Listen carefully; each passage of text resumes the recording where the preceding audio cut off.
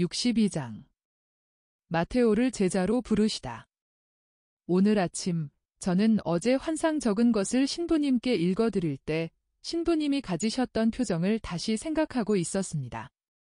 신부님은 정말 깜짝 놀라셨지요. 그래서 제 곁에 계신 예수님께 그 말씀을 드렸습니다. 예수님은 이렇게 대답하셨습니다. 이 때문에 내가 환상들을 보여주는 것이다. 내가 얼마나 기쁜 마음으로 내 진짜 친구들의 빛이 되어주는지 너는 상상 못할 것이다. 내가 이렇게 나를 내 로무알도에게 주는 것은 사랑으로 그를 기쁘게 하고 그를 도와주기 위해서이고 또 내가 그를 보고 있기 때문이다. 나는 요한에게는 비밀이 없었다. 요한과 같은 사람들에게도 비밀을 가지지 않는다. 나이든 요한에게 내가 큰 평화와 풍어를 준다고 말하여라. 너에게는 고기잡이가 없다.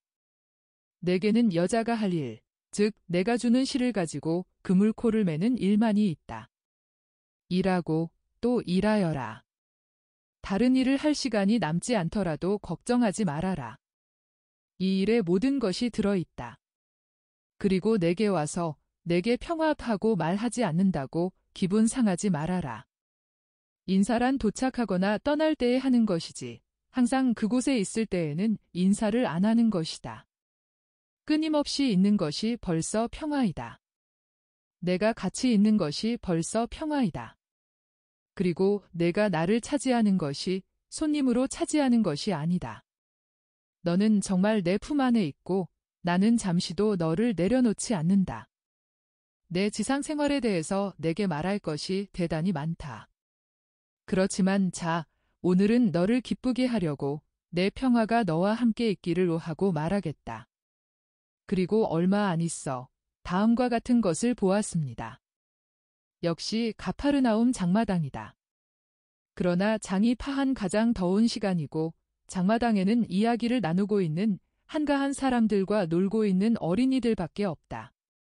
예수께서는 제자들의 무리에 둘러싸여 호수에서 장마당 쪽으로 오시며 마주 뛰어오는 어린이들을 쓰다듬어 주시고 그들의 속내 이야기에 귀를 기울이신다. 한 계집 아이가 이마에 피가 나는 커다란 찰과상을 가리키면서 오빠가 그랬다고 읽는다. 왜 동생을 아프게 했니? 그건 좋지 않은 일이다.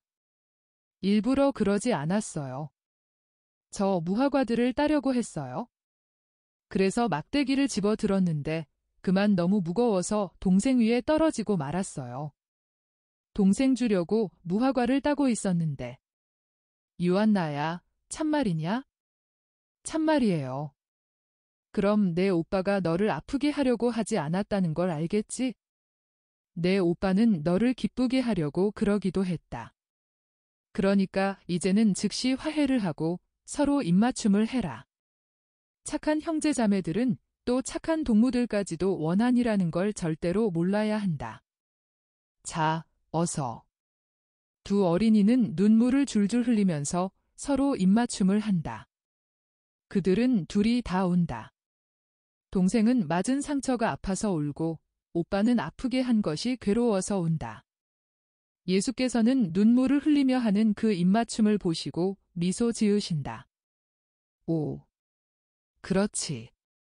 이제는 너희들이 착하니까 내가 무화과를 따주마, 막대기가 없이. 물론이지 키가 크니까 그 긴 팔로 어렵지 않게 따실 수가 있다. 예수께서는 따서 나누어 주신다. 한 여자가 달려와서 말한다. 선생님, 드십시오. 드세요. 빵을 갖다 드리겠습니다. 아니요, 아니요. 이것은 내가 먹으려는 것이 아니라 요한나와 토비아에게 주려는 거요. 이 애들이 먹고 싶어 했거든요. 그래, 너희들은 그 때문에 선생님께 성가시게 굴었니? 아이고. 철이 없기도 하지. 주님, 용서하십시오. 아주머니, 그것은 화해를 시키려고 한 것이었습니다. 그리고 나는 전쟁을 일으킨 바로 그 물건, 즉 무화과를 가지고 화해를 시켰습니다. 그러나 어린이들은 절대로 철부지가 아닙니다. 단 무화과는 어린이들에게 즐거움이고 내 즐거움은 그들의 죄 없는 다정스러운 영혼들입니다. 어린이들의 영혼은 내게서 많은 슬픔을 없애줍니다. 선생님을 사랑하지 않는 사람들은 양반들입니다. 그렇지만 저희들 서민은 선생님을 대단히 사랑합니다. 그 사람들은 몇 명밖에 안 되지만 저희들은 이렇게 수가 매우 많습니다. 압니다. 위로해 주어서 고맙습니다. 평화가 당신과 함께 있기 바랍니다. 유한나야. 안녕. 토비아야. 안녕. 착하게들 지내라. 서로 아프게 하지 말고 아프게 할 마음도 가지지 말고. 그렇지. 예수님하고 두 어린이가 대답한다. 예수께서는 다시 길을 가기 시작하시고 빙그레 웃으시면서 말씀하신다. 아, 이제는 무화과 덕택으로 모든 것이 밝혀졌으니 가자. 어디로 간다고 그랬지? 사도들은 모른다. 그래서 어떤 사람은 이리로, 어떤 사람은 저리로 가자고 한다. 예수께서는 계속 머리를 저으시면서 웃으신다. 베드로가 말한다. 선생님이 말씀하지 않으시면 저는 포기하겠습니다. 저는 오늘 좀 음울합니다. 선생님은 못 보셨지만 우리가 배에서 내릴 때 바리사이파 사람 엘리야가 거기 있었습니다.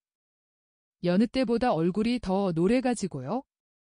그리고 우리를 바라보는 태도가 바라보게 내버려 두어라. 그야 어쩔 수 없지요. 그렇지만 정말이지 그 사람하고 화해하려면 무화과 2개 가지고는 안 되겠는데요. 내가 토비아의 어머니 보고 뭐라고 말했느냐? 전쟁을 일으킨 바로 그것을 가지고 화해를 시켰다고 말했지. 따라서 나는 그들에게 경의를 표하는 것으로 화해를 하도록 힘쓰겠다.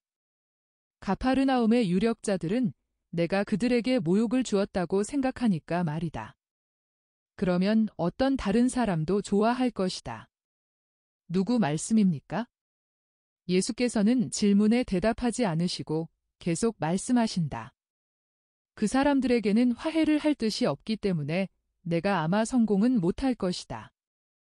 그러나 잘들 들어라. 만일 모든 다툼에서 더 온건한 사람이 양보할 줄을 알고 자기가 옳다고 악착같이 주장하지 않고 또 그의 요구가 근거가 있다고 치고 분쟁 자체의 대상이 되는 것을 둘이 나누어 가짐으로써 타협적인 태도를 보여주면 그것이 낫고 또 더 거룩할 것이다.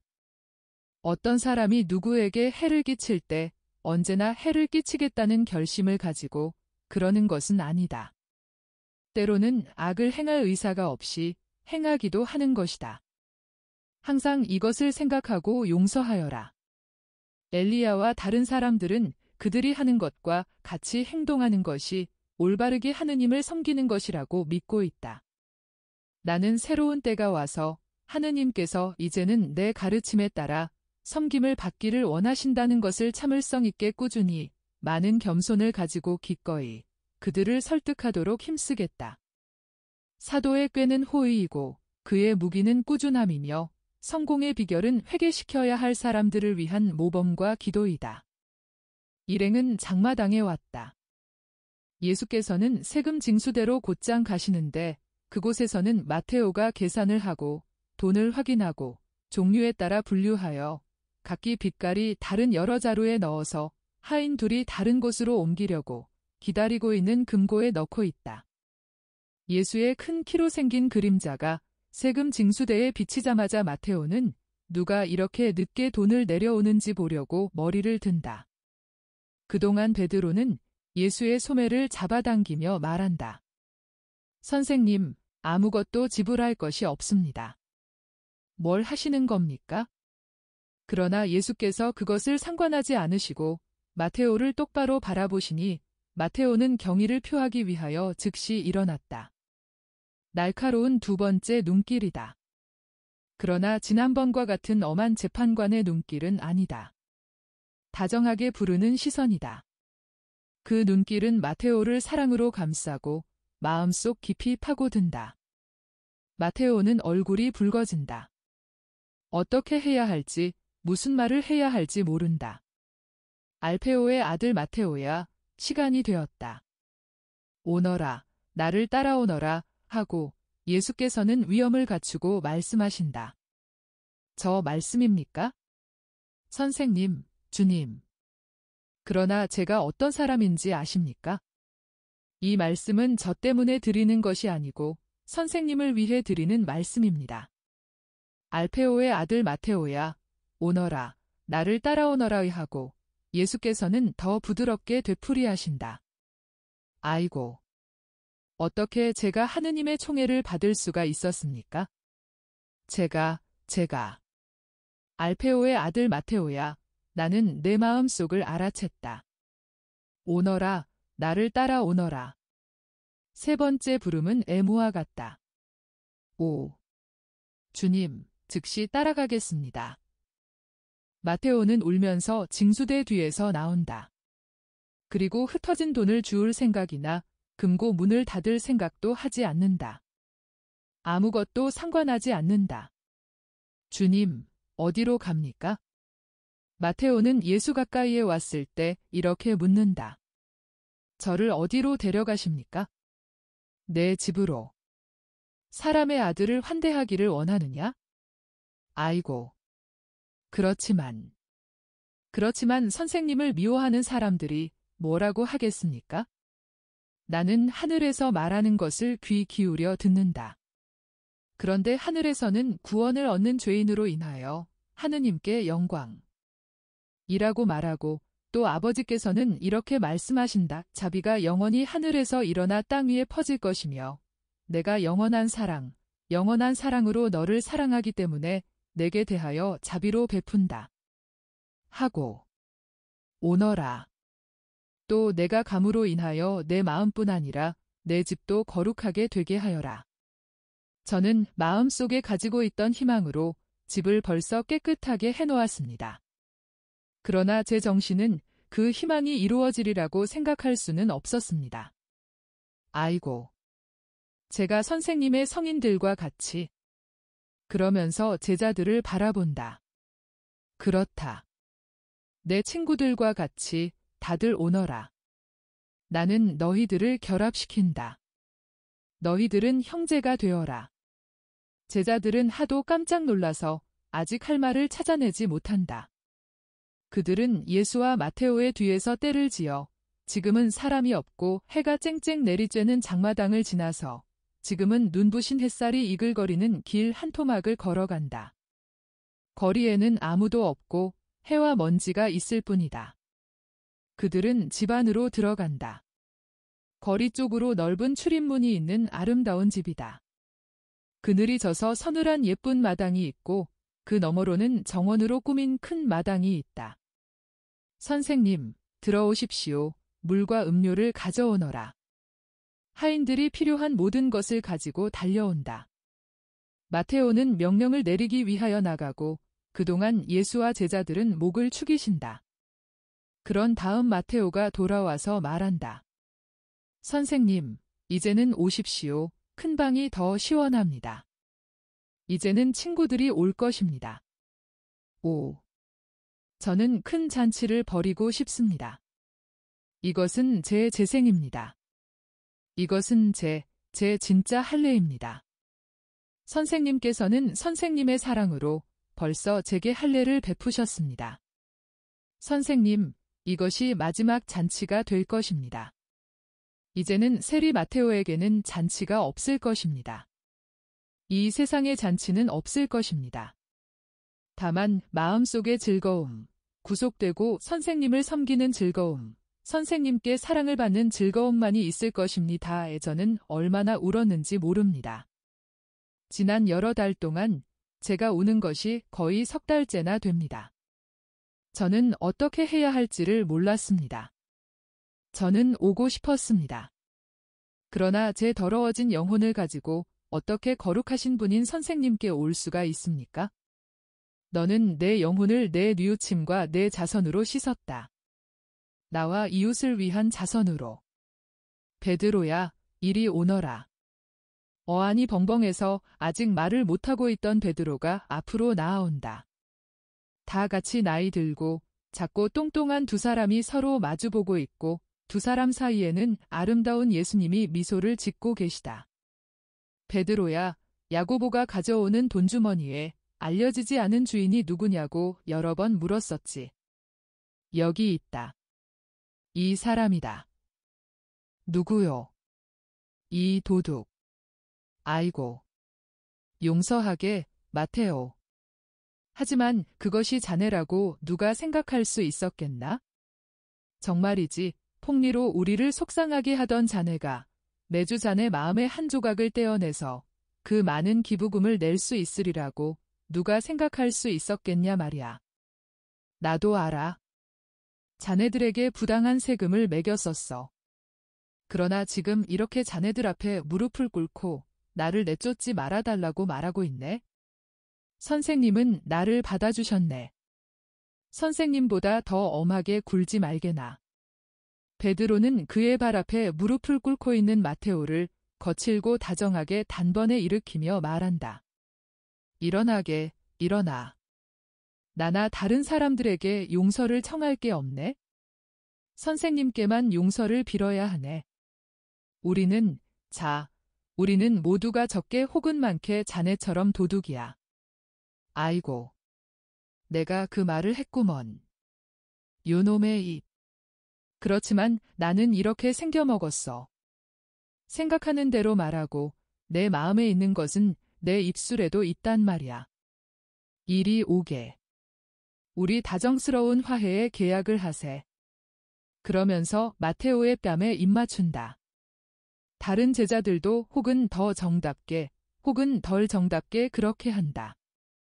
내가 이런 말을 하는 것은 안드레아는 수줍어서 조심성 있게 하고 가리옷의 유다는 쌀쌀하기 때문이다. 그는 한 무더기 파충류를 껴안는 것 같다. 그만큼 그의 껴안음은 초연하고 짧다. 마테오는 소리가 나는 것을 듣고 나간다. 선생님, 아무래도 이하고 가리옷의 유다가 말한다. 이것은 신중하지 못한 것 같습니다. 벌써 이곳 바리사이파 사람들이 선생님을 비난하는데 선생님은 선생님의 제자들 가운데 세리가 한 사람 있습니다. 매춘부 뒤에 또 세리. 선생님은 파멸을 결정하셨습니까? 그렇다면 말씀해 주십시오. 왜냐하면 우리가 도망할 거라 이거지 하고 베드로가 비꼬며 말한다. 그런 자네는 누가 자네한테 말하나? 자네가 내게 말하고 있지 않다는 건 나도 잘 알아. 그렇지만 나는 반대로 훌륭한 양반의 영혼에게 자네의 지극히 깨끗한 영혼, 현인의 영혼에게 말하는 걸세. 성전에 속해 있던 자네가 보잘것없고 성전에 속한 사람들이 아닌 우리들에게서 죄의 냄새를 맡고 있다는 것을 나는 아네. 완전한 유다인이고 바리사이파 사람과 사두가이파 사람과 헤로데 당원의 혼합물이고 반은 율법학자이고 조금은 에세네파 사람인 그밖에 다른 더 고상한 명칭을 또 원하나. 자네가 우리들 가운데 있는 것이 마치 모래무지가 가득 들어있는 그물에 걸린 청어처럼 불편하게 생각하고 있다는 것을 잘 알아. 그렇지만 어떻게 하나? 선생님은 우리를 택하셨고 우리는 남아있는 거야. 자네가 불편하게 생각하면 가게나. 우리는 모두 숨을 더 편하게 쉬게 될 걸세.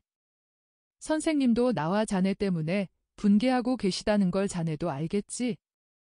나 때문에 분개하시는 것은 내가 참을성이 없고 또 사랑이 없기 때문에 그러시는 것이고 자네 때문에는 더 분개하고 계신데 그것은 자네가 그 요란스러운 고귀한 칭호들을 가지고도 아무것도 이해하지 못하고 사랑도 겸손도 존경도 가지고 있지 않기 때문이야.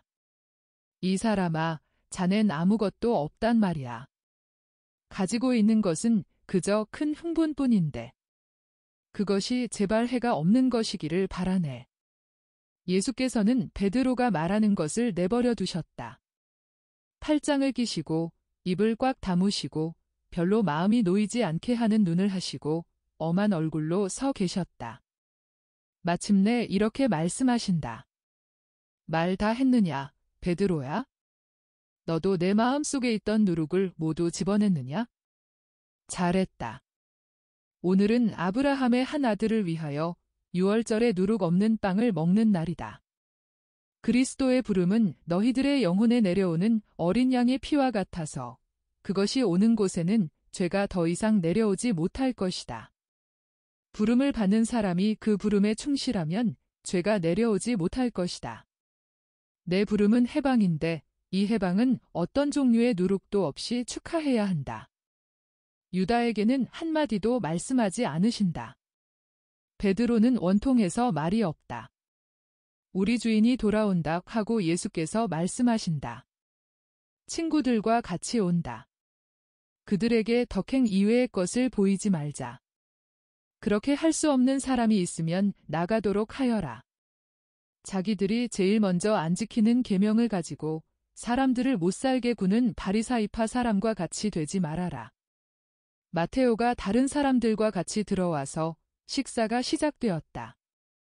예수께서는 베드로와 마테오와 같이 중앙에 계시다. 그들은 여러 가지 문제에 대하여 말하고 예수께 사람들이 하는 모든 질문에 참을성 있게 대답하신다. 그들을 업신여기는 바리사이파 사람들에 대한 불평도 나온다. 그러면 당신들을 업신여기지 않는 사람에게로 오시오. 그리고 적어도 착한 사람들은 당신들을 업신여기지 않도록 행동하시오 하고 예수께서 대답하신다. 선생님은 착하십니다. 그러나 선생님 한 분뿐이십니다. 아닙니다. 이 사람들도 나와 같습니다.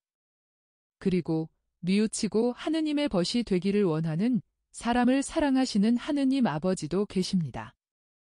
사람이 하느님 아버지만 빼놓고 다른 것은 모두가 없으면 사람의 기쁨이 완전하지 않겠습니까?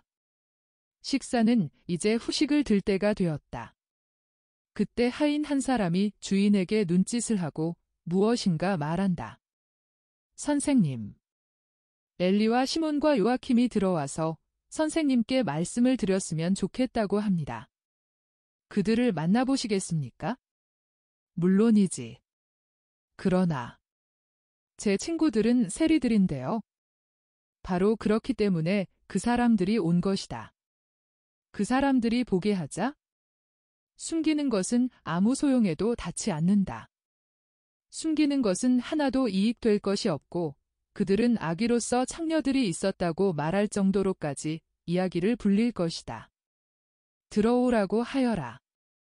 세 바리사이파 사람이 들어온다. 그들은 아기의 찬 웃음을 짓고 휘둘러보며 말을 하려고 한다.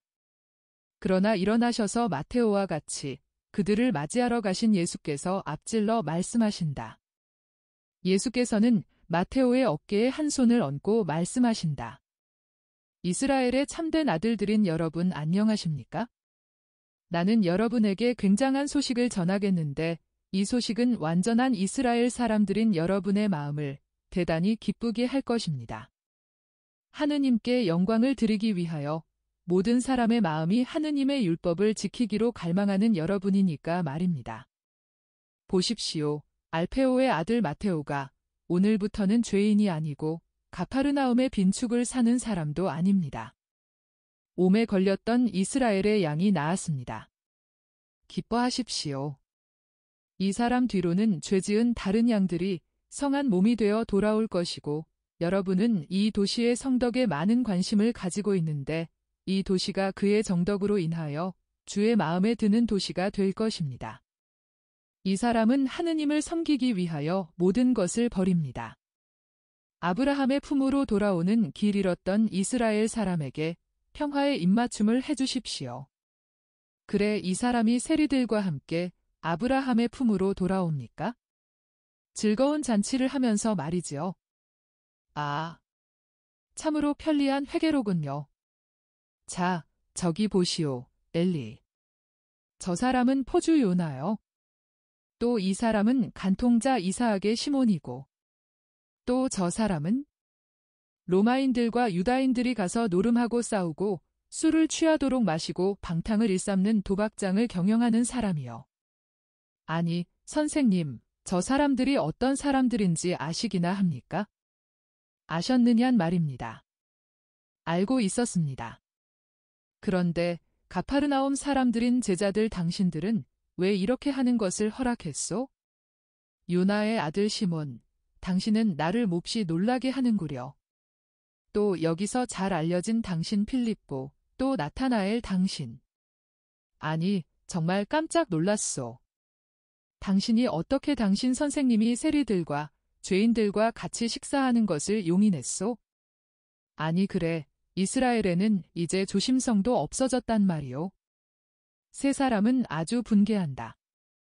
예수께서 이렇게 말씀하신다. 내 제자들은 가만 놔두십시오. 내가 이렇게 하자고 했습니다. 나 혼자서. 아, 그래요. 알겠습니다. 성인인 채 하려고 하는데 성인이 아니면 곧 용서할 수 없는 잘못을 저지르게 되는 것입니다.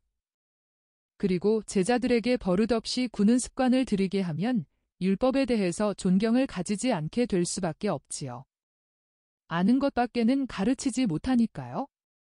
바리사이파 사람인 나 엘리에게 유다인이여 성전 사람이었던 이 사람이 던진 불손한 웃음소리는 아직도 나를 흥분시킵니다. 엘리 선생의 생각은 틀렸습니다. 그리고 여러분 모두의 생각이 틀렸습니다. 우리가 아는 것을 가르친다는 것은 맞는 말입니다. 그런데 나는 율법을 압니다. 그리고 그것을 알지 못하는 사람에게 따라서 죄인들에게 가르칩니다. 선생들은 여러분의 영혼을 지배하는 주인이라는 것을 잘 압니다. 그러나 죄인들은 그렇지 못합니다. 그래서 나는 그들의 영혼을 찾아서 그들에게 돌려줍니다. 그것은 이번에는 그들이 그들의 영혼을 병들고 상처입고 더러워진 그대로 내게로 도로 가지고 와서 내가 그 영혼을 치료하고 깨끗하게 해달라고 청하게 하려는 것입니다. 나는 이 때문에 왔습니다. 죄인들이야말로 구세주가 필요합니다. 그래서 나는 그들을 구하러 왔습니다. 나를 이해하십시오. 그리고 이유 없이 나를 미워하지 마십시오. 예수께서는 온순하시고 설득력이 있고 겸손하시다. 그러나 세 사람은 가시가 잔뜩 돋은 엉겅퀴 새 그루 같아서 불쾌한 듯이 입을 비죽거리며 나간다. 그들은 갔습니다. 이제는 그들이 우리를 사방에서 비난할 것입니다. 하고 가리옷의 유다가 중얼거린다. 그러면 마음대로 하게 내버려 두어라. 다만 아버지께서 너를 비난하실 일이 없도록 행동하여라. 마테오야, 기분을 상하지 말아라. 그리고 당신네 친구분들도 기분을 상하지 마시오.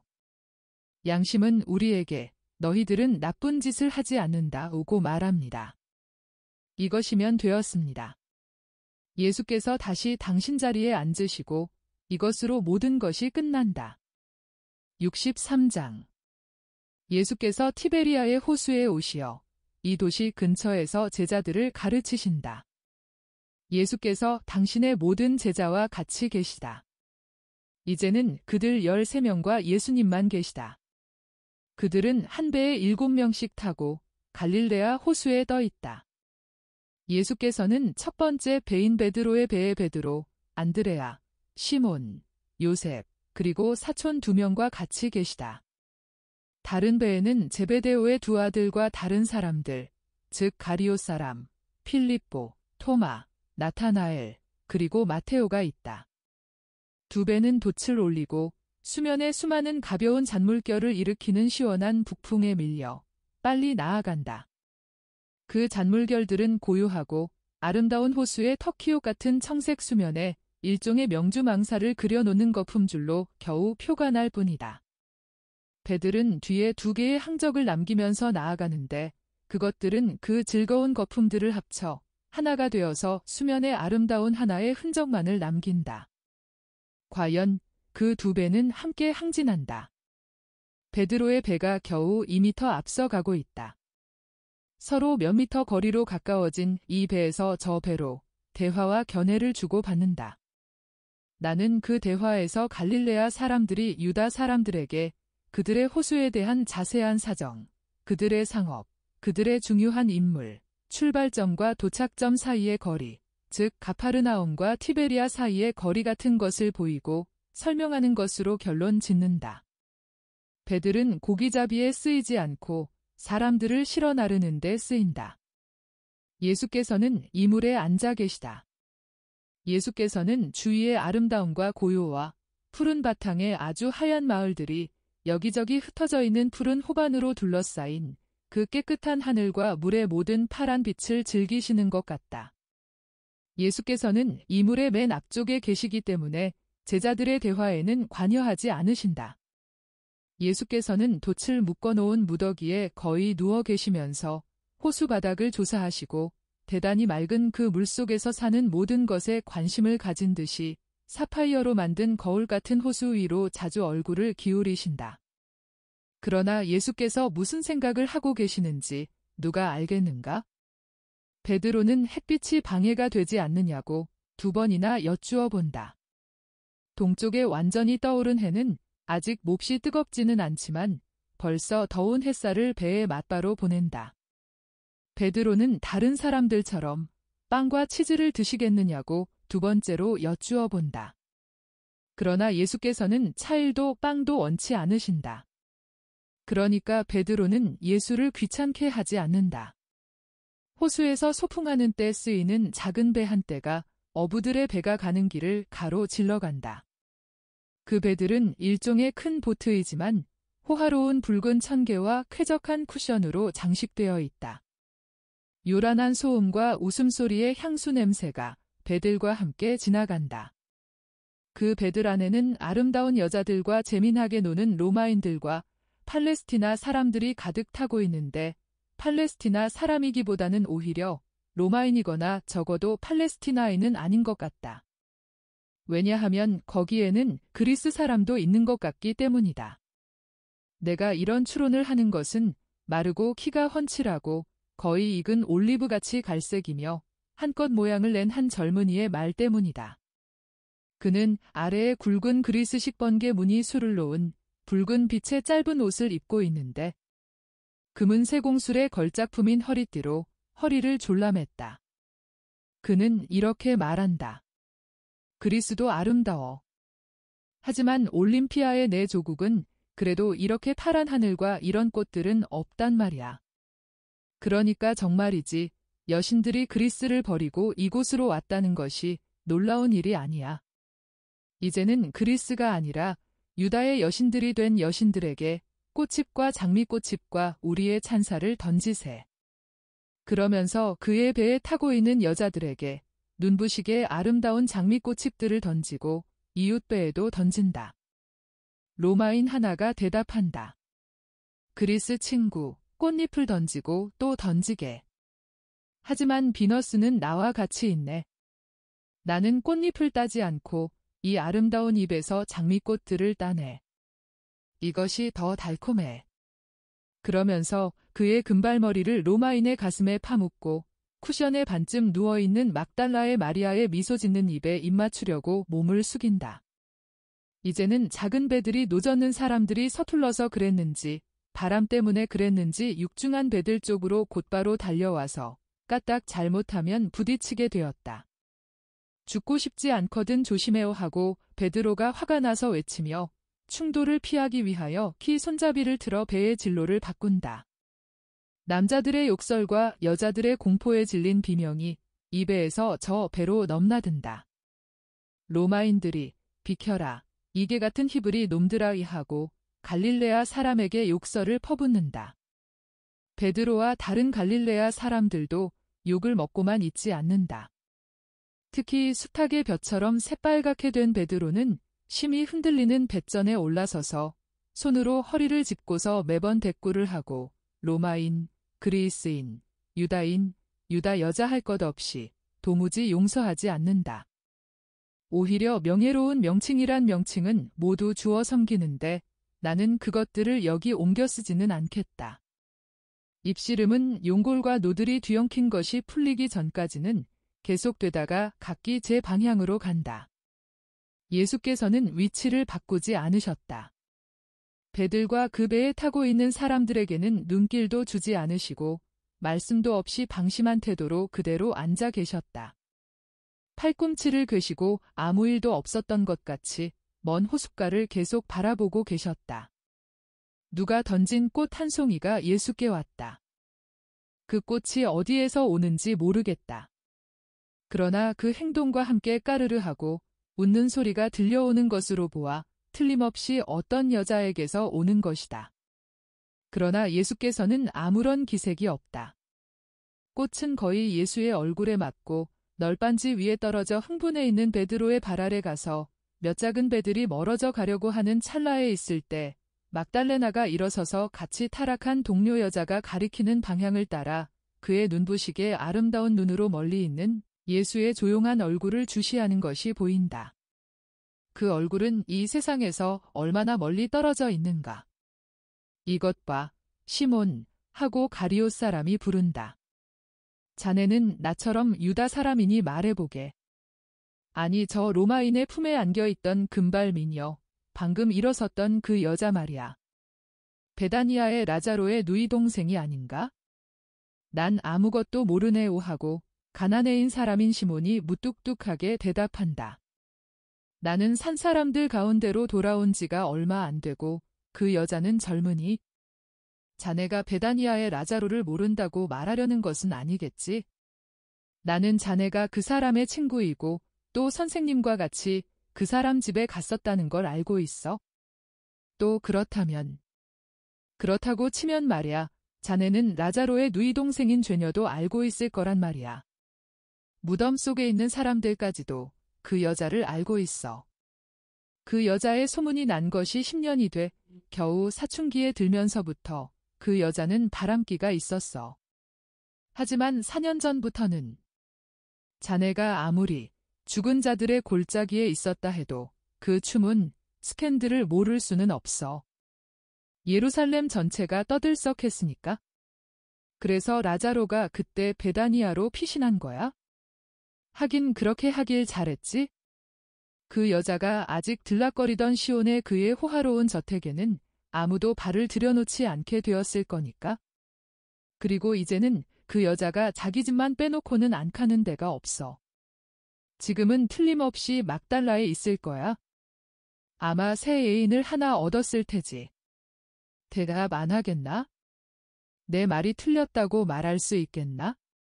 자네 말이 틀렸다고 말하지는 않아? 입을 다물고 있는 거지? 그럼 그 여자지? 자네도 알아봤지? 나는 그 여자가 아주 어렸을 때 보았어. 그때에는 순결했었어. 이제 다시 보았지만 알아보았어. 비록 음란하긴 하지만 그의 모습은 성녀였던 그의 어머니 모습 그대로야. 그러면 왜 그 여자가 자네 친구의 여동생이라는 걸 거의 부인하다시피 했나? 우리의 상처와 우리가 사랑하는 사람들의 상처는 감추려고 애쓰는 법이지. 특히 성실한 사람의 경우에는 자네 말 잘했네. 그리고 자네는 성실한 사람일세요 하고 베드로가 지적한다. 그리고 또 자네도 그 여자를 알아봤지? 자넨 들림없이 물고기 팔려고 막달라에 갈 거야. 그러니 자네가 그 여자를 몇 번이나 봤는지 누가 알겠어. 이 총가가 성실한 일로 피곤했을 때는 여자들에게 끌리지 않는다는 걸 알아두게. 자기 아내의 성실한 잠자리만을 사랑하는 거야?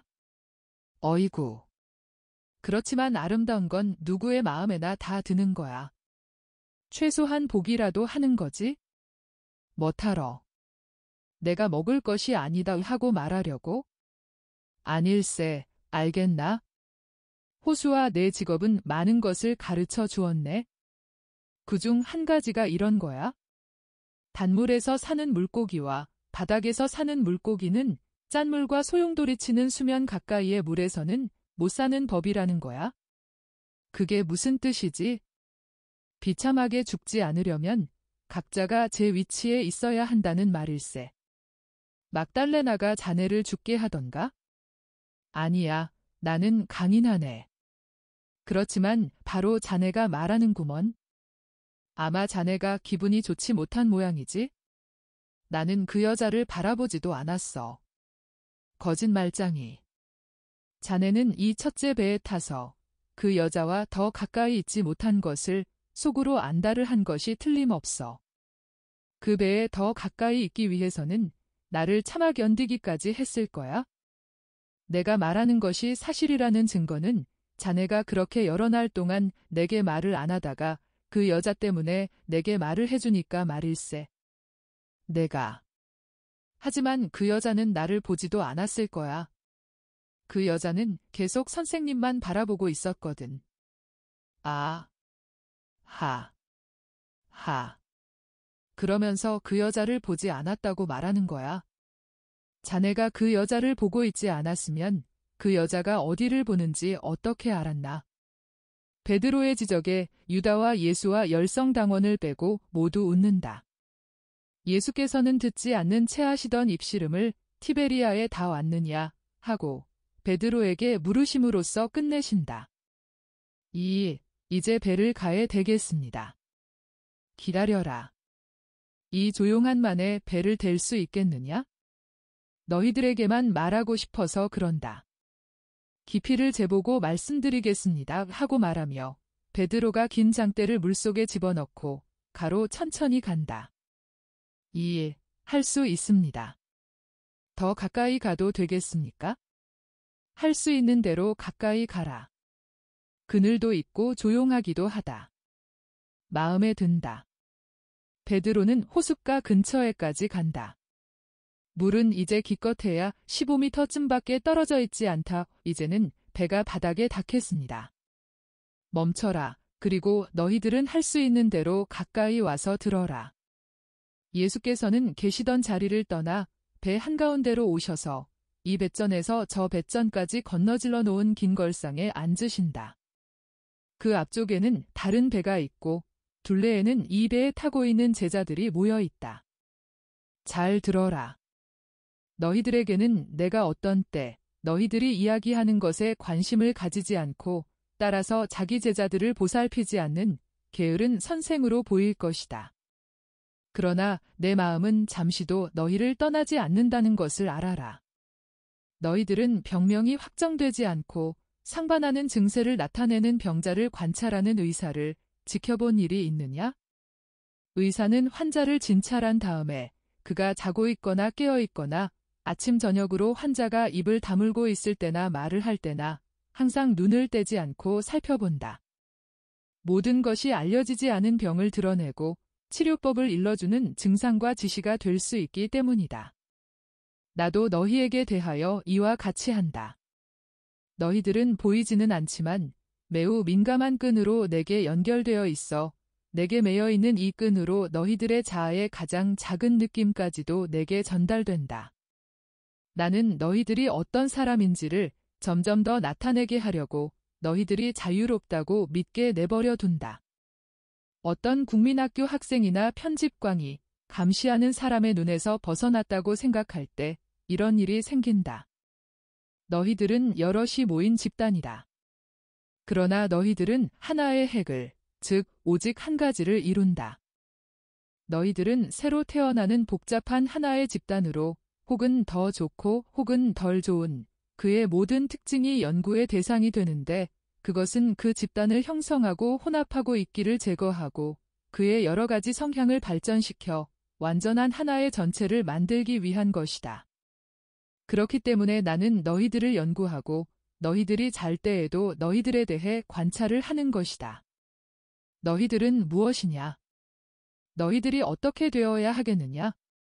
너희들은 세상의 소금이다. 너희들은 이것이 되어야 한다. 즉, 세상의 소금이 되어야 한다. 소금을 가지고 고기와 다른 많은 물건을 썩지 않게 보존하게 된다. 그러나 만일 소금이 짜지 않으면 다른 물건들을 절일 수가 있겠느냐? 나는 너희들을 가지고 세상을 짜게 해서 세상의 천상의 맛을 주고자 한다. 그러나 만일 너희들이 좋은 맛인 나를 잃으면 어떻게 맛을 나게 할 수가 있겠느냐? 너희들에게서 천상의 맛을 잃게 하는 것은 무엇이냐? 그것은 인간적인 것이다. 바닷물, 진짜 바닷물은 너무 짜서 마시기에 부적당하지 않느냐? 그러나 어떤 사람이 바닷물 한 컵을 떠서 단물 한 항아리에 부으면 바닷물이 하도 회석되어 독한 기운을 잃기 때문에 그 물은 마실 수가 있다. 인간성은 너희들의 천상염도에 섞이는 단물과 같다. 그런데 말이다. 바다에서 작은 개울을 하나 끌어다 이 호수에 들여보낸다고 가정하고 이 호수에서 그 바닷물 줄기를 찾아낼 수 있겠느냐? 못한다. 그 바닷물 줄기는 너무 많은 단물에 섞여 없어지고 말 것이다. 너희들이 너희 사명을 너무나 많은 인간성 속에 잠그거나 아예 빠져버리면 너희들도 이와 같이 된다. 너희도 사람이다. 그래, 그것은 나도 안다. 그러나 나는 누구냐? 나는 내 안에 모든 힘을 가지고 있는 사람이다. 그리고 내가 무엇을 하느냐? 나는 너희들을 불렀기 때문에 너희들에게 이 힘을 다 누워준다. 그러나 만일 너희들이 그 힘을 수많은 인간적인 기분과 감정 속에 흩어버리면 너희들에게 그 힘을 나누어 주는 것이 무슨 소용이 있겠느냐?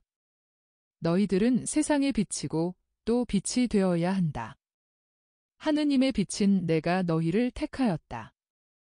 그것은 내가 아버지께로 돌아갔을 때 너희들이 계속 세상을 비추게 하기 위해서이다. 그러나 만일 너희가 꺼지거나 연기가 나는 등불이 되면 빛을 줄 수가 있겠느냐? 그렇지 않다. 타다 남은 심지의 어렴풋한 연기는 완전히 꺼진 심지보다도 더 나쁘며 너희들의 연기를 가지고 사람들의 마음이 아직 가질 수 있는 그 미광마저 어둡게 할 것이다. 5. 하느님을 찾다가 빛 대신 연기를 가지고 있는 사도들 쪽으로 가는 사람들은 불행하다. 그들은 그런 사도들에게서 죄의 기회와 죽음을 받을 것이다. 그러나 자격 없는 사도들은 저주와 벌을 받을 것이다. 너희들의 운명은 위대하다. 그러나 너희들의 사명은 위대하면서도 두렵다. 많이 받은 사람은 많이 바치기도 해야 한다는 것을 기억하여라. 너희들에게야말로 교육과 선물에 관한 한 가장 많이 주어진 것이다. 너희들은 하느님의 말씀인 나에게서 교육을 받고 제자가 되는, 즉 하느님의 아들의 후계자가 되는 선물을 하느님에게서 받는다.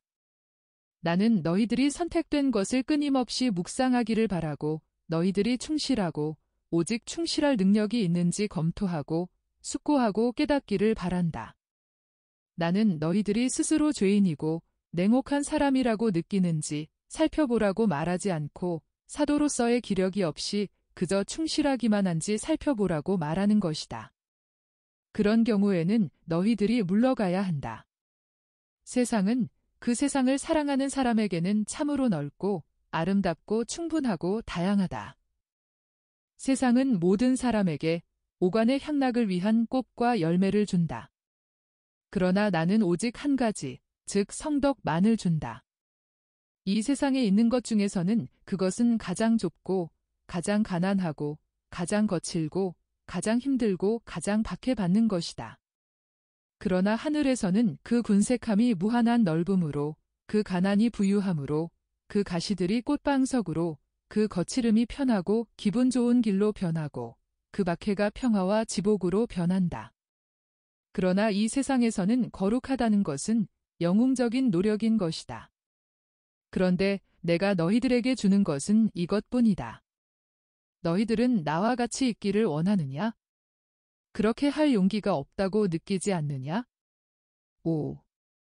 놀라고 괴로워하며 너희 자신을 돌아보지 말아라. 너희들은 이 질문을 아직도 여러 번 들을 것이다. 그리고 이 질문을 들을 때에는 너희들이 내 부름에 귀를 막고 있는 것이 속이 상해서 내 마음이 울고 있다고 생각하여라. 그러면 너희들 자신을 살펴보고 나서 정직하고 성실하게 판단을 하고 결정을 하여라. 그래서 이렇게 말하여라. 선생님, 친구들, 나는 이 길을 가도록 되어 있지 않다는 것을 깨달았습니다. 나는 여러분에게 작별의 인사를 합니다. 그리고 나를 위해 기도해달라고 부탁합니다. 우하고. 이것이 배반하는 것보다 낫다. 무슨 말씀을 하십니까? 누구를 배반한다고 그러십니까? 누구를요? 하고 묻느냐? 나를 배반한다는 말이다. 내 이익을, 즉 하느님의 이익을 배반한다는 말이다. 나는 아버지와 하나이니까. 그리고 너희들 자신을, 그렇다. 너희들 자신을 배반할 것이다. 너희들의 영혼을 사탄에게 주어서 너희들의 영혼을 배반할 것이다. 너희들이 유다인으로 남아있기를 원하느냐? 그런데 나는 너희들에게 바꾸라고 강요하지는 않는다. 그러나 배반하지는 말아라. 너희 영혼과 그리스도와 하느님을 배반하지 말아라. 나는 나와 내게 충실한 사람들이 너희들을 비난하지 않을 것이고 믿는 사람들의 무리에 업신여김을 받으라고 너희들을 가리키지는 않을 것임을 단언한다. 조금 전에 너희 형제들 중에 한 사람이 훌륭한 말을 하였다. 우리의 상처와 우리가 사랑하는 사람들의 상처를 우리는 숨기려고 애쓴다. 그런데 우리와 헤어지는 사람은 우리 사도적 조직체의 뜻밖의 생긴 상처나 궤저와 같은 존재일 것이다.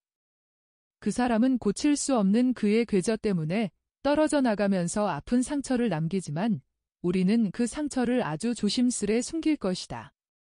아니, 가장 좋은 사람들인 너희는 울지 말아라. 울지 말아라. 나는 너희들에게 원한을 가지고 있지 않고 너희들이 그렇게 느린 것에 대하여도 융통성이 없지 않다.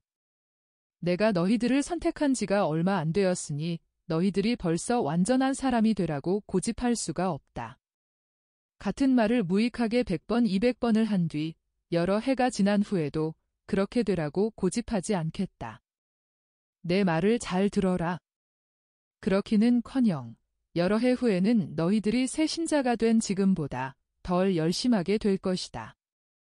인생이란 그런 것이고 인간성이란 그런 것이다. 첫 번 비약이 있은 다음에는 충동을 잃게 된다. 예수께서는 갑자기 일어나셔서 말씀하신다. 그러나 맹세코 나는 이길 것이다. 자연도태로 정화되고 초자연적인 음료로 강화되어 가장 좋은 사람들인 너희는 내 용사가 될 것이다. 그리스도의 용사, 하늘의 용사가 될 것이다. 카이사르들의 권력은 너희 사제직의 존엄성에 비하면 하찮은 것일 것이다. 갈릴레아의 보잘것없는 어부인 너희들, 알려지지 않은 유다인인 너희들을 둘러싸고 있는 인간 집단 가운데의 소수인 너희들이 카이사르들보다도 더 이 세상에 있었던 카이사르와 장차 있을 모든 카이사르들보다도 더 알려지고 갈채를 받고 존경을 받을 것이다.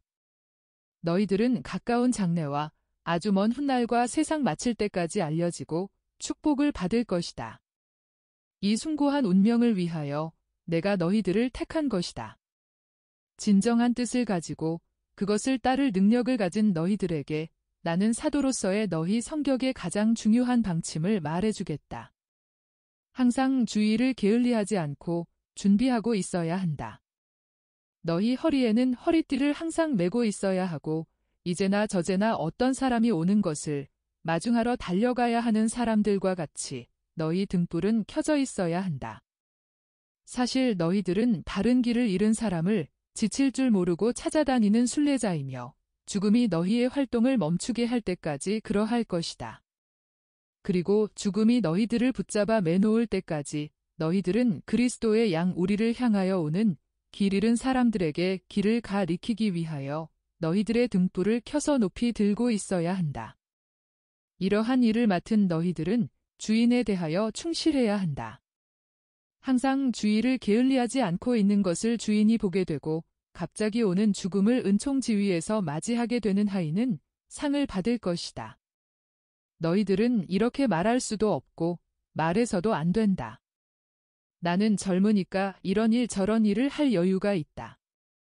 그 다음에는 주인과 죽음과 내 영혼을 생각하겠다 하고 젊은 사람들도 늙은이들과 마찬가지로 죽고 힘센 사람도 약한 사람과 마찬가지로 죽는다.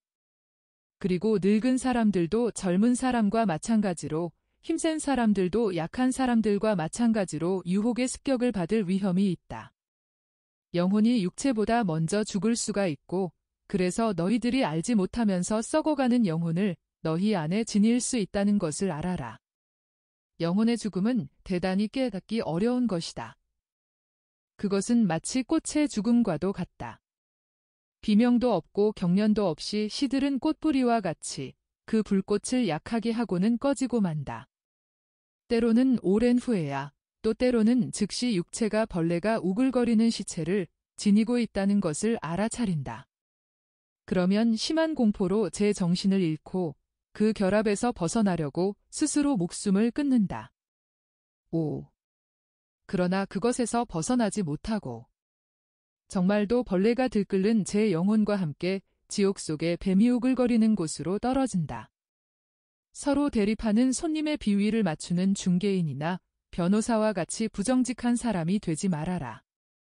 이 사람 혹은 저 사람에게 친구라고 말하고 나서 그들의 원수가 되는 정객과 같이 속이지 말아라. 두 가지 행동 방식을 쓰려고 해보지 말아라. 하느님을 조롱해서는 안 되고 또 하느님을 속일 수는 없는 것이다. 너희들은 하느님께 대하여 행동하는 것과 같이 사람들에게 대하여 행동하여라. 사람들에 대한 모욕은 어떤 것이든지 하느님께 대한 모욕이 되기 때문이다. 사람들이 보아주기를 원하는 것처럼 하느님께서 너희들을 보시도록 마음을 써라. 겸손하여라. 너희들은 너희들의 선생이 겸손하지 않다고 비난할 수는 없다. 내가 본보기를 주는 것이니 내가 하는 대로 하여라. 겸손하고 유순하고 참을성을 가져라. 세상은 이렇게 정복하는 것이지 폭력과 힘으로 정복하는 것이 아니다. 너희들의 악습에 대하여는 강하고 맹렬하여라. 비록 너희들의 마음을 갈기갈기 찢어야 하더라도 악습들은 뿌리를 뽑아라. 며칠 전에 나는 너희들에게 눈을 조심하라고 말하였다. 그러나 너희들은 그렇게 할 줄을 모른다. 잘 들어두어라. 음란한 사람이 되는 것보다는 탐욕이 가득한 눈을 뽑아서 소경이 되는 것이 더 나을 것이다. 진실하여라.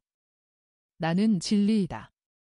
천상의 일에 있어서도 인간적인 일에 있어서도 진리이다. 너희들도 솔직하기를 바란다. 나나 형제들이나 이웃에게 왜 속임수를 쓰겠느냐? 왜 속이는 것을 재미로 삼느냐? 뭐라고? 너희들이 교만한데도 나는 사람들이 나를 거짓말장이로 알아내기를 원치 않는다. 고 말할 자존심은 가지지 못하였느냐? 그리고 하느님께 대하여 솔직하여라. 길고 겉으로 드러나는 기도로 하느님을 속일 수 있다고 생각하느냐? 5. 가련한 아들들. 하느님께서는 마음을 보신다. 선을 행할 때에 드러나지 않게 하여라. 자선을 할 때도 마찬가지이다. 한 세리가 회개하기 전에 조심성을 가질 줄을 알았다. 그런데 너희들은 그렇게 할 줄을 모르겠느냐? 마테오야, 내가 매주 사람의 눈에 띄지 않게 한 헌금은 아버지와 나만이 알고 있었는데 거기 대하여 너를 칭찬한다. 그리고 너를 본보기로 소개한다. 벗들아, 이 조심성도 역시 순결의 한 가지 형태이다. 어떤 아주 어린 처녀를 군중의 눈앞에 드러내놓지 않을 것과 같이 너희들의 착한 마음씨도 드러내지 말아라. 선행을 할 때에 순결하여라. 착한 행동이 칭찬이나 존경이나 교만한 감정 따위에 저희와 섞이지 않으면 순결하다. 하느님께 대하여 너희 부르심에 충실한 남편들이 되어라. 너희들은 두 주인을 섬길 수 없다. 부부의 잠자리는 동시에 두 아내를 맞아들이지 못한다. 하느님과 사탄이 너희들의 포옹을 나누어 가질 수는 없다. 사람도 하느님도 사탄도 서로 대립하는 세 존재 사이에 삼중의 포옹을 나누어 가질 수는 없다. 금전욕에도 유욕에도 반대하고 유욕에도 권력욕에도 반대하여라. 이런 것이 사탄이 너희들에게 제의하는 것이다. 아, 그의 기만적인 보물들. 명예, 성공, 권력, 돈 따위는 너희들이 너희 영혼을 주고 사는 부정한 상품들이다. 너희들은 얼마 안 되는 것으로 만족하여라. 하느님께서는 너희들에게 필요한 것을 주신다. 그것이면 충분하다. 이것은 하느님께서 공중의 새들에게 필요한 것을 보장하시는 것과 같이 너희들에게 보장하시는데 너희들은 새들보다 훨씬 더 나은 존재들이다. 그러나 하느님께서는 너희들에게서 신뢰와 절제를 원하신다. 만일 너희가 신뢰를 가지면 하느님께서는 너희들을 저버리지 않으실 것이다. 너희들이 검소하면 하느님께서 주시는 매일매일의 선물이 너희에게 충분할 것이다. 이름으로만 하느님께 속해 있으면서 이교도가 되지 말아라. 신인처럼 보이려고 하느님보다 황금과 권력을 더 사랑하는 사람들은 이교도이다.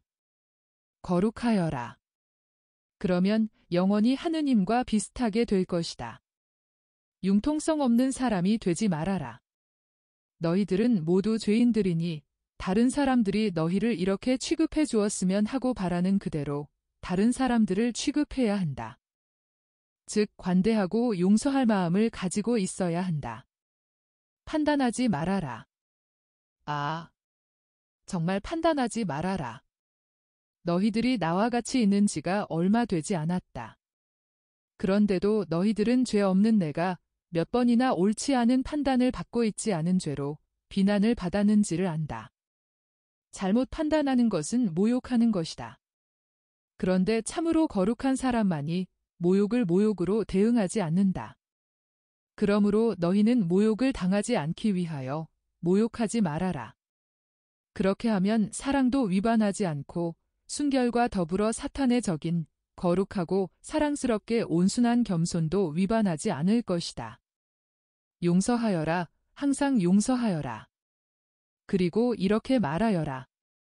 아버지, 수없이 많은 제 죄에 대하여 아버지께 용서를 받기 위하여 저도 용서합니다 하고 참을성 있고 굳세고 용맹하게 시시각각으로 더 좋은 사람이 되어라. 그런데 좋은 사람이 되는 것이 힘들지 않다고 말하는 사람이 있겠느냐? 나는 이렇게까지 말하겠다. 그것이 가장 힘드는 일이라고. 그러나 하늘나라가 보상인데 하늘나라는 그렇게 노력하느라고 기진맥진하게 될 만한 값어치가 있는 것이다. 그리고 사랑하여라. 무슨 말을 너희들에게는 사랑을 가르치기 위하여 무슨 말을 해야 하겠느냐? 사탄이 자극하는 가엾은 사람들아, 너희들을 사랑으로 마음을 돌리게 할 수 있는 말은 아무것도 없구나. 그래서 내가 이렇게 말한다. 아버지 정화의 시간이 빨리 오게 하십시오. 이 땅은 메마르고 이 양떼, 당신의 양떼는 병들었습니다. 그러나 모든 것을 부드럽게 하고 깨끗하게 할 수 있는 이슬이 있습니다. 터놓으십시오. 그 이슬의 샘물을 터놓으십시오. 저를 터놓으셔야 합니다. 저를. 아버지, 제가 여기 있습니다. 저는 제 소망이기도 하고 영원한 사랑의 소망이기도 한 당신의 소망을 이루기를 갈망합니다. 아버지. 당신의 어린 양을 보시고 그 양을 제물로 바치는 이가 되어 주십시오 하고. 예수께서는 정말로 영감을 받으셨다. 두 팔을 십자가 모양으로 벌리시고 얼굴은 하늘을 향하고 서 계신데 호수의 파란 바탕에 흰 아마포로 지은 옷을 입으셔서 두드러지게 보이시며 마치 기도를 드리는 대천사와 같으시다. 이 동작과 더불어 내게는 환상이 사라진다. 64장. 예수께서 티베리아에 가시어 쿠자의 집으로 요나타를 찾아가신다. 나는 아주 새로 건설된 티베리아시를 본다. 이 도시가 새로 건설되었고 부유하다는 것은 그 전체를 보고 알 수 있다. 이 도시는 팔레스티나의 어떤 다른 도시보다도 더 질서정연한 계획이 따랐고 예루살렘에서조차도 볼 수 없는 잘 조화되고 계획된 하나의 전체를 보여준다. 길에 물이 괴어 있지 않고 쓰레기가 쌓여 있지 않게 벌써 하수도 장치를 갖춘 아름답고 곧은 큰 길과 작은 길, 웅장하고 화려한 대리석 수반을 가진 분수들로 장식된 광장들이 있다. 통풍이 잘 되는 주랑이 달린 로마풍에 벌써 잘 드러난 저택들이 있다. 이 이른 시간에 열려있는 어떤 큰 대문을 통하여 값진 휘장으로 장식되고 의자와 작은 탁자들이 놓여있는 넓은 현관과 주랑을 볼 수 있다. 거의 모든 저택 한가운데에는 대리석을 깐 마당이 있고 거기에는 분수와 분수물이 있고 꽃핀 화초를 갖춘 수반이 있다. 요컨대 그것은 로마 건축물의 모방인데 꽤 잘 재현되고 화려하게 모방되었다. 가장 아름다운 집들은 호수와 이웃하여 있는 거리에 있다. 호반과 평행으로 되어 있는 처음 세 저택은 정말 위풍당당하다. 호수의 완만한 곡선을 따라가는 큰 길 옆에 있는 첫 번째 저택은 말할 수 없이 호화롭다. 그 큰 길 마지막 부분에는 별장들이 잇따라 늘어섰는데 정면은 뒤쪽으로 지나가는 길 쪽으로 나 있고 호수 쪽으로는 물이 찰랑거리는 데까지 내려오는 화려한 정원들이 있다. 거의 모든 별장에 작은 선창이 있고 그곳에는 값진 천개와 붉은 빛깔의 의자들이 있는 놀잇배들이 매여 있다. 예수께서는 티베리아 항구가 아닌 지점에서 아마 변두리 어디에선가 베드로의 배에서 내리신 모양으로 호숫가를 끼고 나 있는 큰 길로 오신다. 선생님은 티베리아에 처음 오십니까? 하고 베드로가 묻는다. 처음이다. 뭐? 안티파스가 티베리우스에게 아첨하려고 일을 크게 잘했습니다. 그자야말로 변절자이지요. 상업도시라기보다는 오히려 휴양도시 같구나. 상업은 다른 쪽입니다. 그러나 여기도 상업을 많이 합니다. 이곳은 부유합니다. 저 집들은 팔레스티나 사람들의 집들이냐? 그렇기도 하고 그렇지 않기도 합니다. 로마인들의 집이 많습니다. 그러나 많은 집이 그렇습니다. 비록 조각과 그와 비슷한 하찮은 것들이 잔뜩 있기는 하지만 히브리 사람들의 것입니다. 베드로는 한숨을 쉬며 중얼거린다.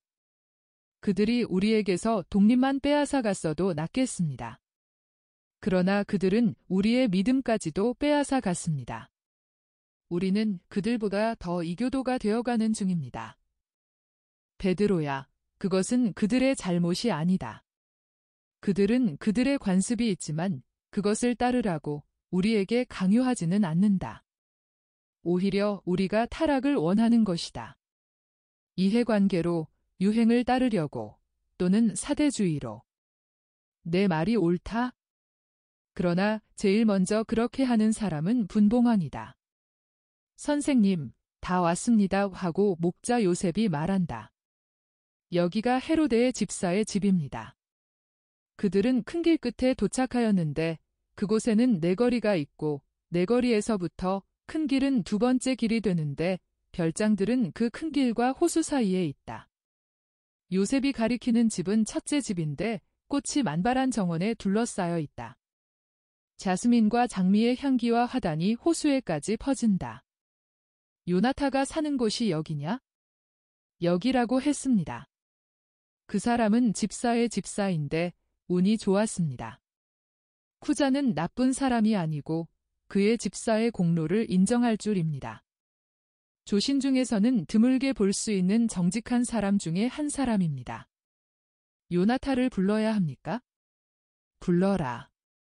요셉은 큰 대문으로 가서 두드린다. 문지기가 달려온다.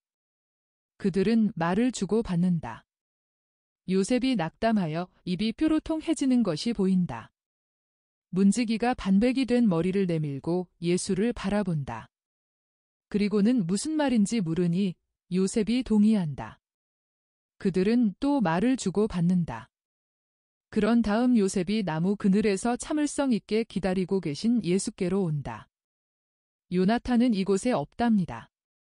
상부 리반산에 갔답니다.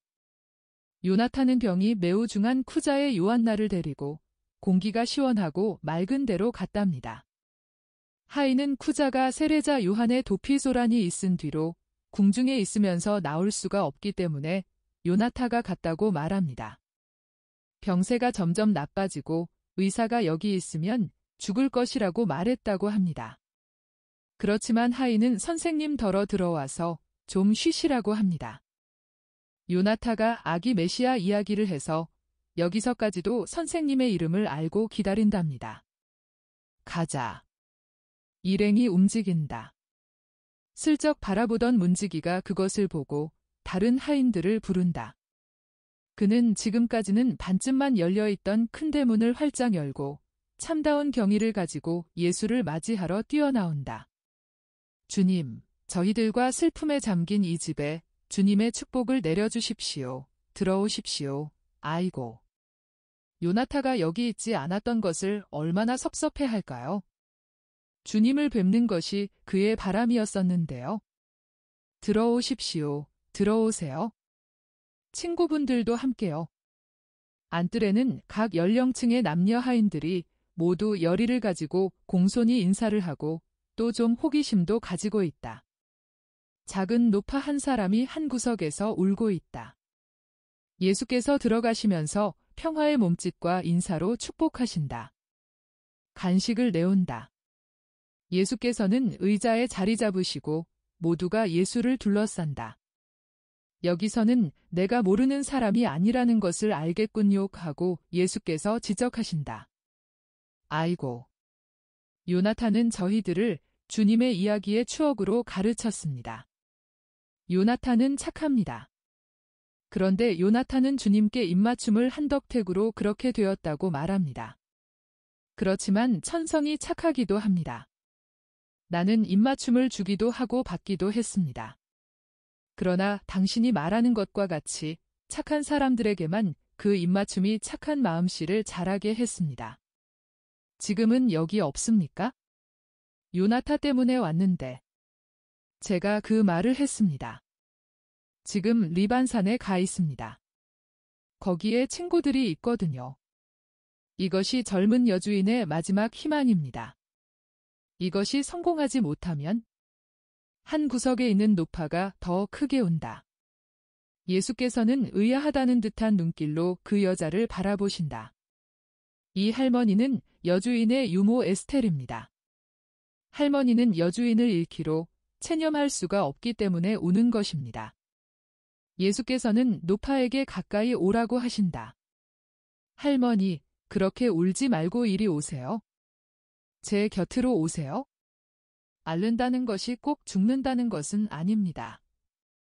아이고. 죽습니다. 죽어요. 아기를 처음 낳다가 잘못된 뒤로는 죽어갑니다. 간통한 여자들은 몰래 아기를 낳고 그래도 사는데 요한나는 착하고 정직하고 사랑스러운, 그렇게도 사랑스러운 요한나는 죽어야 하다니요. 그런데 지금 요한나의 병은 무슨 병입니까? 몸을 쇠약하게 하는 열병입니다. 바람이 부는 한복판에서 타고 있는 등불과 같습니다. 점점 더 세게 부는 바람 속에서 요한나는 점점 더 약해지고요. 아이고. 제가 요한나와 같이 가고 싶었는데 요나탄은 요한나가 기운이 없기 때문에 젊은 하녀들을 원했습니다. 꼼짝을 못하는 몸이라 사람들이 옮겨야 하는데 저는 이제 쓸모가 없게 됐거든요. 그 일에는 쓸모가 없게 되었지만 요한나를 사랑하는 데는 쓸모가 없지 않습니다. 저는 요한나를 어머니의 품에서 거두었습니다. 저는 하녀였었는데 저도 결혼을 했었고 한 달 전에 아이를 낳았었습니다. 어머니가 너무 약해서 젖을 먹일 수가 없었기 때문에 제가 젖을 먹였습니다. 그리고 요한나가 고아가 되었을 때 제가 어머니 노릇을 했습니다. 아기가 겨우 엄마 소리를 할 줄 알 때였습니다. 병든 요한나를 밤새워 간호하느라고 제 머리는 백발이 되었고 이마에는 주름이 생겼습니다. 제가 요한나의 신부 옷을 만들어 주었고 결혼식장에 데리고 갔습니다. 요한나가 임신을 했을 때 기뻐했고 아기가 죽었을 때 같이 슬퍼했습니다. 저는 요한나의 일생의 모든 미소와 눈물을 거두었습니다. 저는 요한나에게 모든 미소와 제 사랑의 모든 위안을 주었습니다. 그런데 지금 요한나는 죽어가고 저는 그 옆에 있지 못하는군요. 노파의 말을 들으니 마음이 아프다. 예수께서는 노파를 어루만지시지만 소용이 없다. 이거 보세요. 할머니, 믿음을 가지고 계십니까? 주님을 믿습니다. 예. 할머니, 하느님을 믿느냐는 말입니다. 하느님께서는 무엇이든지 하실 수 있다는 것을 믿으세요? 믿습니다. 그리고 또 하느님의 메시아이신 주님도 하실 수 있다는 것을 믿습니다. 아이고. 믿고 말고요. 주님의 능력에 대해서 시내에서 말들을 많이 합니다. 노파는 필립보를 가리키며 말한다. 저 사람이 얼마 전에 주님이 회당 근처에서 행하신 주님의 기적 이야기를 했습니다. 그래서 요나타가 저 사람에게 메시아가 지금 어디 계십니까? 하고 물었더니 저 사람은 모릅니다 하고 대답했습니다. 그때 요나타가 제게 이렇게 말했습니다. 주님이 여기 계시면 틀림없이 여주인의 병이 나을 텐데 하고. 그렇지만 주님은 여기 안 계셨고 그래서 요나타는 요한나를 데리고 떠났습니다. 이제는 요한나가 죽을 겁니다. 아닙니다. 믿음을 가지세요. 정말 할머니 마음속에 무슨 생각을 하고 있는지 말해주세요. 할머니의 믿음 덕택으로 요한나가 죽지 않으리라고 믿을 수 있습니까? 제 믿음 때문에요? 아이고. 제 믿음을 원하시면 자, 여기 있습니다. 제 목숨도 제 늙은 목숨도 받으십시오. 그저 요한나가 병이 나은 것만 보게 해주십시오. 나는 생명입니다. 나는 생명을 주지 죽음을 주지 않습니다. 할머니는 전에 할머니의 저두로 요한나에게 생명을 주었습니다. 그런데 그 생명은 끝날 수 있는 보잘것없는 생명입니다. 이제는 할머니의 믿음으로 끝없는 생명을 주세요. 할머니, 웃으세요. 그렇지만 요한나는 여기 없는 거려. 노파는 희망과 염려 사이에서 어찌 할 바를 모른다. 요한나는 여기 없고 주님은 여기 계시고. 믿음을 가지세요. 이거 보세요. 나는 이제 나자렛에 가서 며칠을 머무를 것입니다. 거기에도 앓는 친구들이 있습니다. 그런 다음 리반산으로 가겠습니다. 요나타가 엿새 안으로 돌아오면 나자렛의 요셉의 예수의 집으로 보내시오. 요나타가 안 오면 내가 가겠습니다. 요나타를 어떻게 찾으시겠습니까? 토비아를 인도한 천사가 나를 인도할 것입니다. 할머니는 믿음을 단단히 가지세요. 내가 할머니에게 부탁하는 것은 이것뿐입니다. 할머니, 이제는 울지 마세요. 노파는 오히려 더 크게 운다. 노파는 예수의 발 앞에 엎드려 그 숭고한 무릎에 머리를 얹고 복된 손에 입을 맞추고 눈물로 적신다. 예수께서는 다른 손으로 노파를 어루만지시고 다른 하인들이 노파가 계속 우는 것을 조용히 나무라자 이렇게 말씀하신다. 가만 놔두시오. 이제는 위안의 눈물이오. 그러면 할머니에게 이익이 될 것입니다. 여러분은 여주인이 건강을 회복하면 다들 좋겠습니까? 아이고. 그분은 정말 착하십니다. 그런 주인은 친구와 같습니다. 그래서 모두 사랑합니다. 저희들은 정말이지 그분을 사랑합니다. 나는 여러분의 마음속을 들여다봅니다. 여러분도 더 착하게 되시오. 나는 떠납니다. 배가 저기 있어서 기다릴 수가 없습니다. 여러분에게 축복합니다. 선생님, 또 오십시오. 또 오세요. 또 오지요. 아주 여러 번 또 올 것입니다.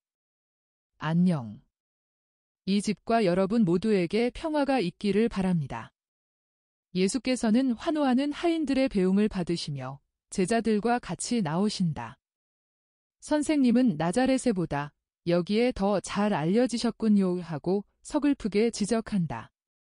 이 집은 메시아에 대하여 믿음을 가졌던 어떤 사람에 의하여 준비되었었다. 그런데 나자렛에서는 내가 목수이고 그 이상은 아무것도 아니다. 그리고 우리는 선생님이 누구시라는 것을 알릴 힘이 없습니다. 그럴 힘이 없느냐? 없습니다.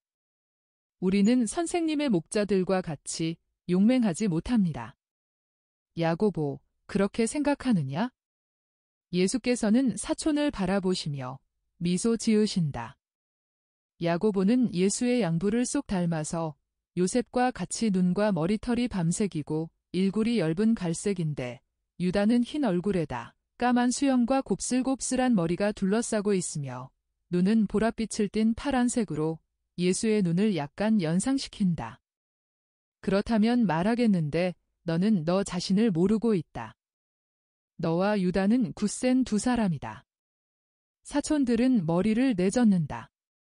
너희들은 내 말이 틀리지 않는다는 것을 알게 될 것이다. 우리는 정말 나자렛으로 가는 것입니까? 그렇다. 나는 어머니께 말씀드리고 싶고 또 다른 일 한 가지를 하고자 한다. 가고 싶은 사람은 가자. 모두가 가기를 원한다. 제일 좋아하는 사람들은 사촌들이다. 아버지 어머니 때문입니다. 아시겠어요? 안다. 우리는 가나에 들렀다가 그리로 간다. 가나에 들른다고요? 그러면 저희들은 수산나의 집에 들르겠습니다. 수산나가 아버지께 드릴 달걀과 과일을 줄 거야? 형. 그리고 틀림없이 그의 맛있는 꿀도 줄 거야? 아버지는 꿀을 참 좋아하시거든. 그리고 그건 아버지께 영향도 되고. 가엾은 아버지. 고통을 심하게 당하신단 말이야. 아버지는 생명이 빠져나가는 것을 느끼는 뿔이 뽑힌 초목과 같아. 그리고 돌아가시고 싶지 않으셔. 야고보는 무언의 기도로 예수를 쳐다본다. 그러나 예수께서는 그것을 못 보시는 것 같다. 요셉 아저씨도 고통스럽게 돌아가셨어요? 그렇다 하고 예수께서 대답하신다. 그러나 그분은 참아 견디고 계셨기 때문에 덜 괴로워하셨다. 그리고 또 요셉 아저씨에게는 선생님이 계셨지요. 알페오 아저씨도 내가 모실 수 있을 터인데. 사촌들은 고민을 하며 한숨을 쉰다. 그리고 이것으로 모든 것이 끝난다.